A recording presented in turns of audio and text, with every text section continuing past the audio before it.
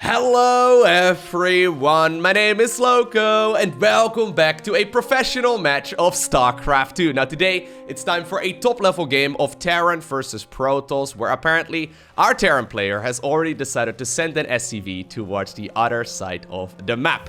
So this SCV over here is going to start up the supply depot, and I'm assuming that will enable this one to build the barracks somewhere on the side of the Protoss. Spawning here in the top right hand corner of Ice and Chrome. This is one of the new ladder maps that recently got introduced. I will show you around in just a little bit. Playing with the blue SCVs from South Korea, we're looking inside of the main base of Kure. Now this cheeky little SCV, would you look at that? It's decided to move all the way over towards, I guess, like the third or the fourth base location of the Protoss. I don't think the Protoss here is actually going to scout it. Now, he's just going to send that probe across the map. So he'll find out that there's, well, nothing on the top of the ramp. But that doesn't really give him a whole lot of information. Playing here with the red Protoss probes, we're looking inside of the main base of Deer. Now, what we do see oftentimes in this matchup is Protoss players putting their first couple of structures right over here, for example, to prevent the Reaper from jumping up. Is this, like, spottable? Is spottable even a word? If you were to move, like, a probe over here. I'm assuming it's just out of vision range, but it looks like it would be, right? Anyways, Kure probably knows what he's doing here. Definitely planning on getting very aggressive. Now, I mean, Deer sees the lack of a barracks over here, but that doesn't really give him a whole lot of info, right? I mean, the barracks could still be over here, or over there, or over there. Like, Terran players have gotten really creative with their first building positioning here. At the very least, he does see the orbital command start up, so he knows that there's a barrack somewhere. And the first Reaper, it's going to be coming up here, very close to the main base of the Protoss. Now, this is now triggering the Protoss to go ahead and build that Zealot. Very risky otherwise to not go ahead and do so. Ideally, he does want to...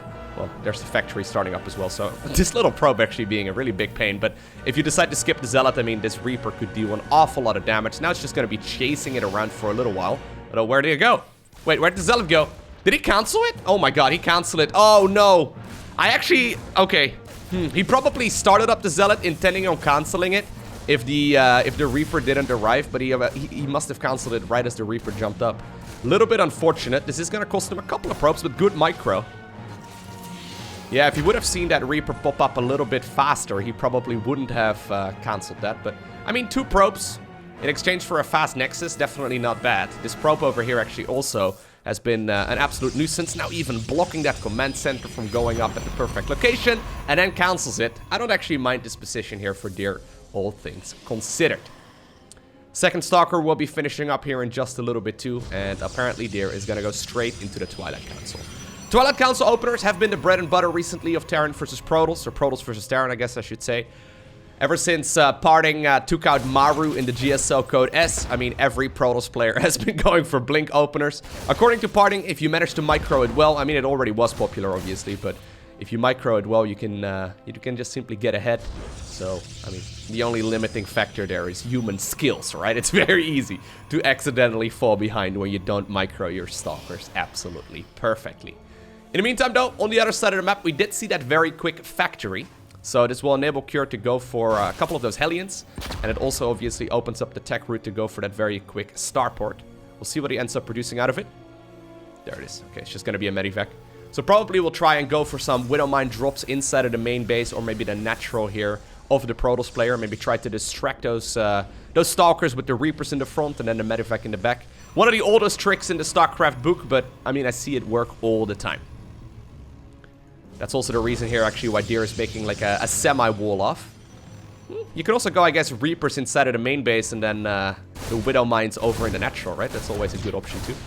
Still a little while away from that, though. Medevac is going to pop out in just a little bit. The Blink upgrade here, not quite spotted, but he does see the Twilight Council, and that really should give him all the information that he needs.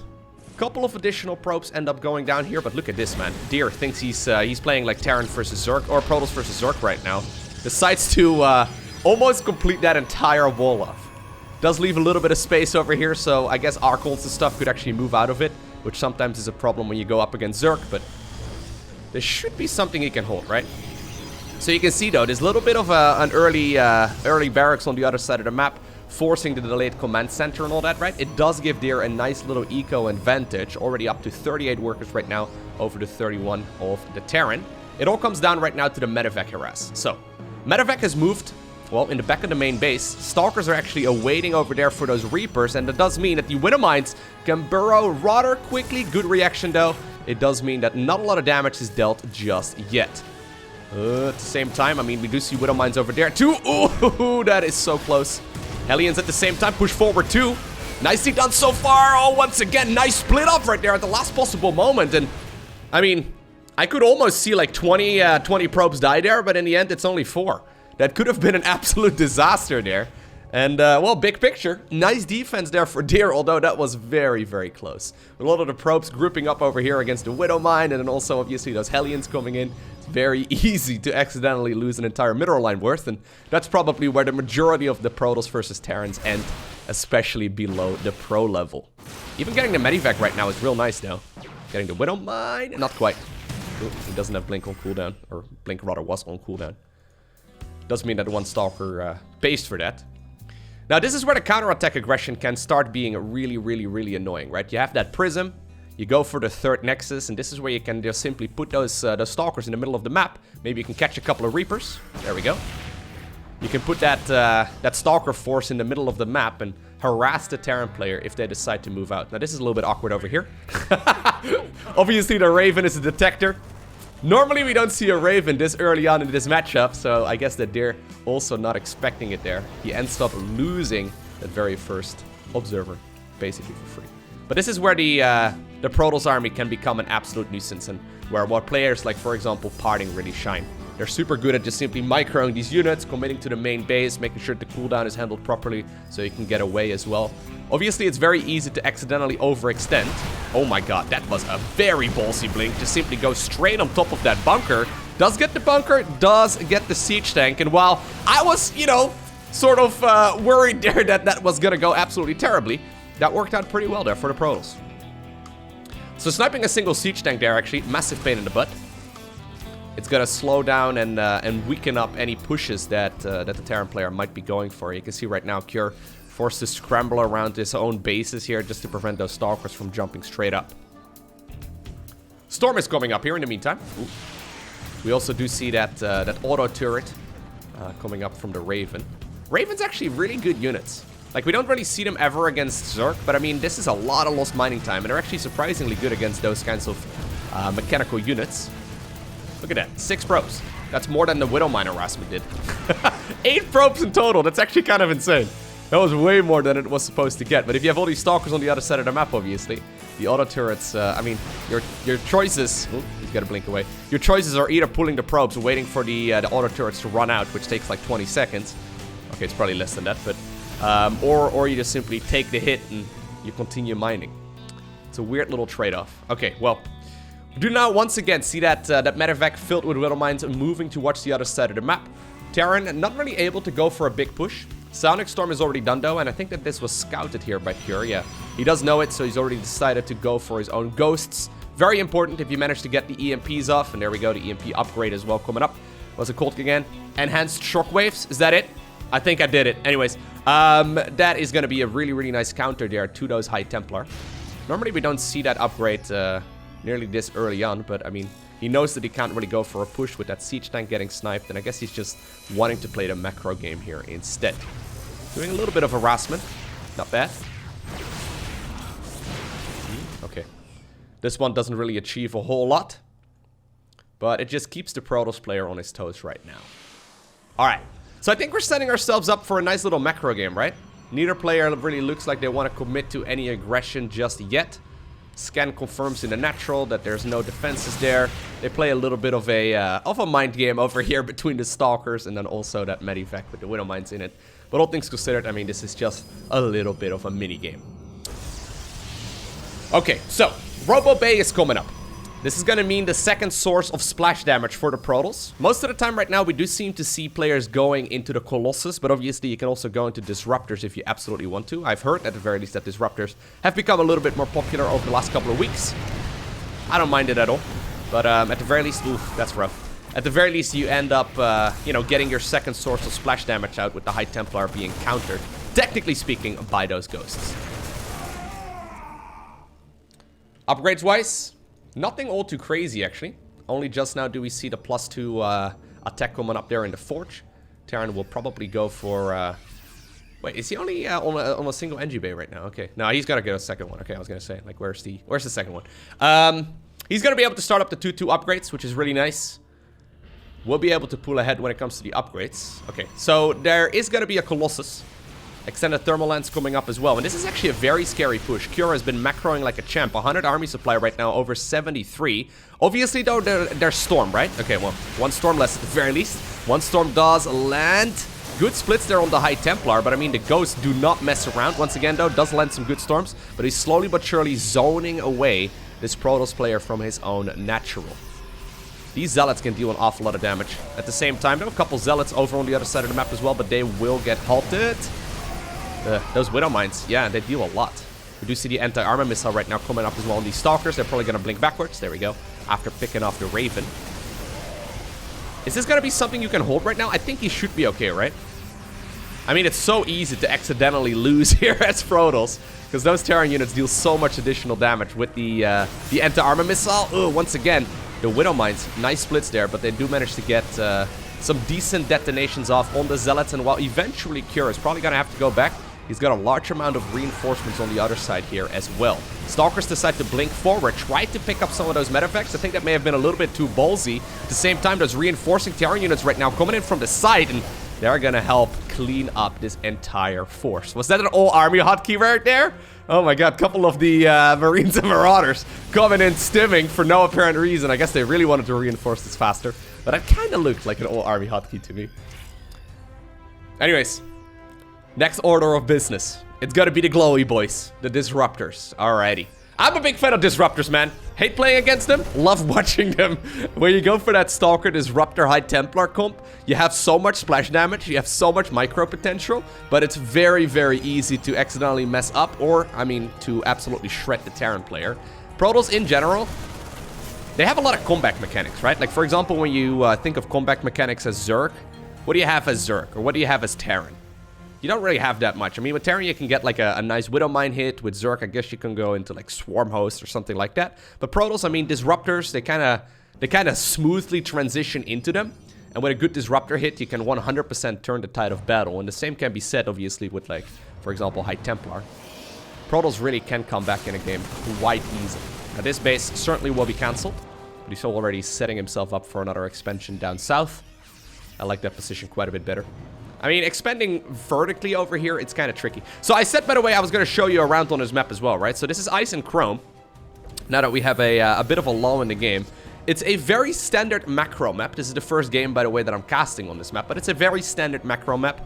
Nothing all too crazy. There's a lot of bases available, and it feels really big when you play on it. It's not actually, like, that huge. The rush distances aren't that large, but there's a lot of paths and a lot of alleyways and a lot of, like, funny locations. I think the most, like, spectacular feature of this map are probably going to be these watchtowers. They're kind of in awkward positions because usually this part of the terrain is controlled by the player in the top section of the map, and then the bottom player obviously can take the watchtower over there and sort of just see the engagement.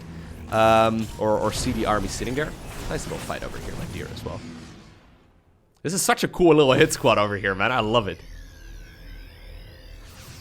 Anyways, all things considered, standard macro map, really nothing too crazy about it. I think that this is going to be one of those maps that will give us some insane games, just because there are so many pathways, right? There's a lot of maneuverability on a map like this.